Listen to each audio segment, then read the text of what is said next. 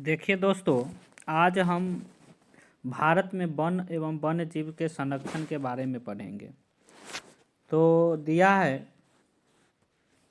भारत में वन और वन्य जीव का संरक्षण। भारत से पारिस्थितिकी विविधता बनी रहती है तथा हमारे जीवन साध्य संसाधन जल, वायु, मृदा के बने रहते हैं।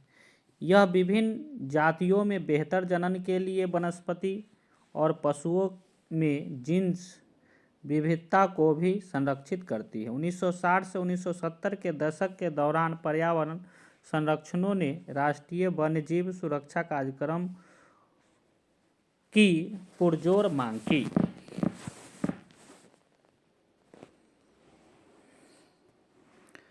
भारतीय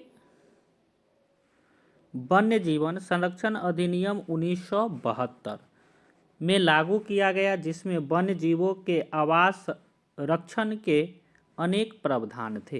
केंद्रीय सरकार ने कई परियोजनाओं की भी घोषणा की, जिनका उद्देश्य गंभीर खतरे में पड़े कुछ विशेष वन प्राणियों को रक्षण प्रदान करना था।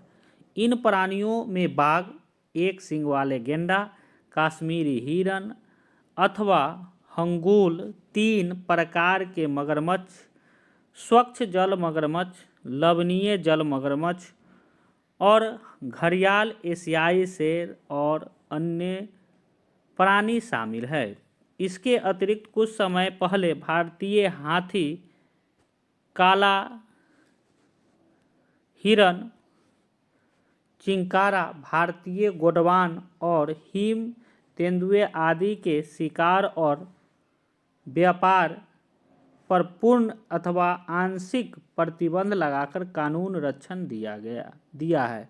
वन्य जीव संरक्षण में बाघ, टाइगर एक महत्वपूर्ण जंगली जाति है। 1973 में अधिकारियों ने पाया कि देश में 20वीं शताब्दी के आरंभ में बाघों की संख्या अनुमानित संख्या 55,000 से घटकर 1827 रह गई है।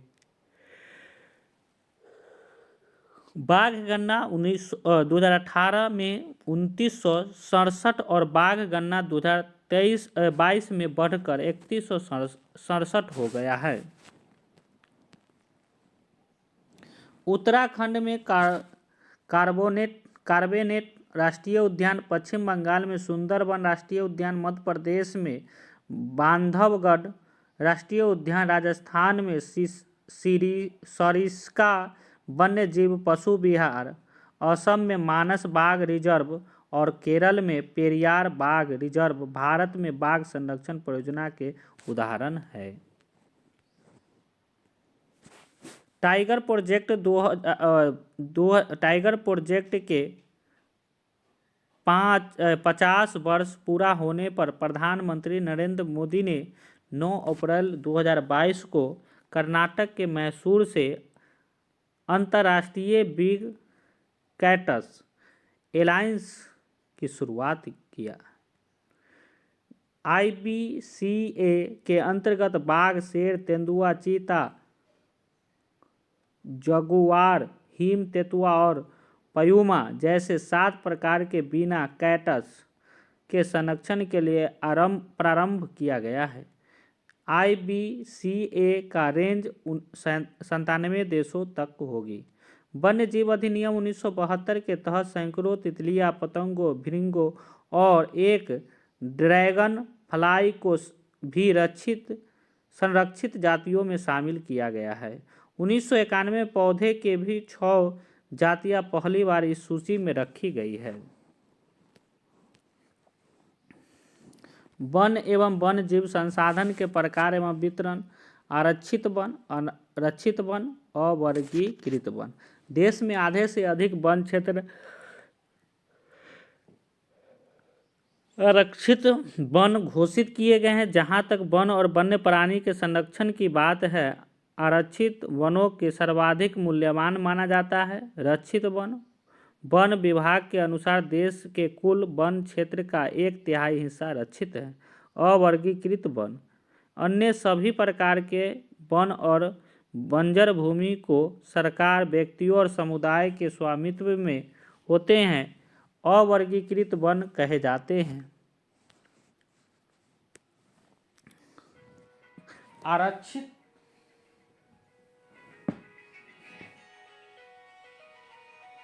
आरक्षित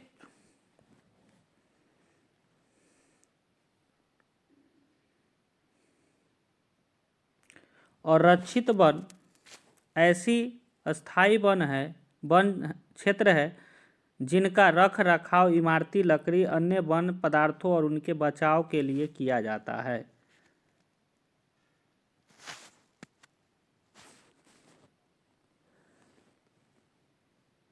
मध्य प्रदेश में अस्थायी वनों के अंतर्गत सर्वाधिक क्षेत्र है, जो कि प्रदेश के कुल वन क्षेत्र का लगभग 75% है। जम्मू कश्मीर के संघीय प्रदेश आंध्र प्रदेश, उत्तराखंड, केरल, तमिलनाडु, पश्चिम बंगाल, महाराष्ट्र में भी कुल वनों में एक बड़ा अनुपात आरक्षित वनों का है, जबकि बिहार, हरियाणा, पंजाब, हिमाचल प्रदेश, उड़ीसा और राजस्थान में कुल वनों में रक्षित वनों का एक बड़ा अनुपात है।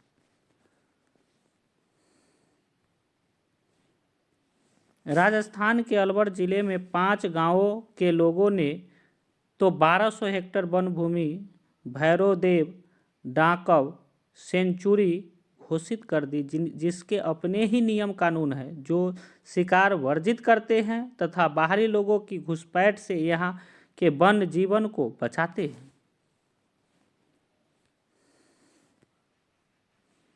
आगे है हिमालय में प्रसिद्ध चिपको आंदोलन 1973 में कई क्षेत्रों में वन कटाई रोकने में ही कामयाब नहीं रहा, अपितु यह भी दिखाया कि स्थानीय पौधे की जातियों का प्रयोग करके सामुदायिक वनीकरण अभियान को सफल बनाया जा सकता है। उत्तराखंड के चमोली जिले से प्रारंभ हुआ था। चिपको आंदोलन के नेता गोविंद सिंह रावत, चंडी प्रसाद भट्ट, गौरा देवी और सुंदरलाल बहुगुणा हैं। गोविंद सिंह रावत याद रखिएगा, सुंदरलाल बहुगुणा तो सब याद रखते हैं। गोविंद सिंह रावत, चंडी प्रसाद भट्ट, गौरा देवी और सुंदरलाल बहुगुणा। अपिक्को आंदोलन 1980 के दशक में पांडुरंग हेगड़े के नेतृत्व में उत्तरी कन्नड़ जिले कर्नाटक में हुआ था। टिहरी में किसानों का बीज बचाओ आंदोलन और अवदनाय ने दिखा दिया कि रासायनिक उर्वरकों के प्रयोग के बिना भी विविध फसल उत्पाद द्वारा आर्थिक रूप से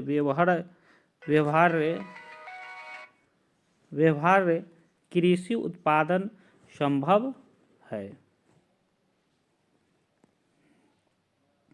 बीज बचाओ आंदोलन 1980 के दशक में विजय जरधरी, धूम सिंह नेगी, कुंवर प्रसून के नेतृत्व में प्रारंभ किया गया। इंपीरियल फॉरेस्ट डिपार्टमेंट की स्थापना 1864 में किया गया। प्रथम वन अधिनियम 1865 में लाया गया, जिसमें 1878 में वन अधिनियम द्वारा संशोधित किया गया।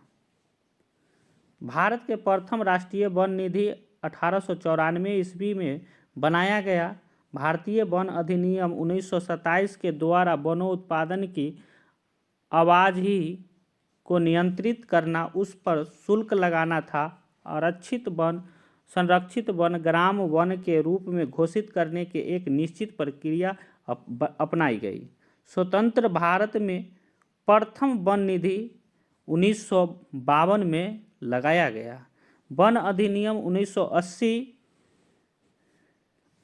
राष्ट्रीय वन निधि 1988 द्वारा पर्यावरण का पारिस्थितिक संतुलन की स्थिरता और रखरखाव सुनिश्चित किया गया। भारत में संयुक्त वन प्रबंधन कार्यक्रम रक्षित वनों के प्रबंध और पुनर्निर्माण में स्थानीय समुदायों की भूमिका महत्व को उजागर करते हैं। औपचारिक रूप में इन कार्यक्रमों की शुरुआत 1988 में हुई, जब उड़ीसा राज्य ने संयुक्त वन प्रबंधन का पहला प्रस्ताव पास किया।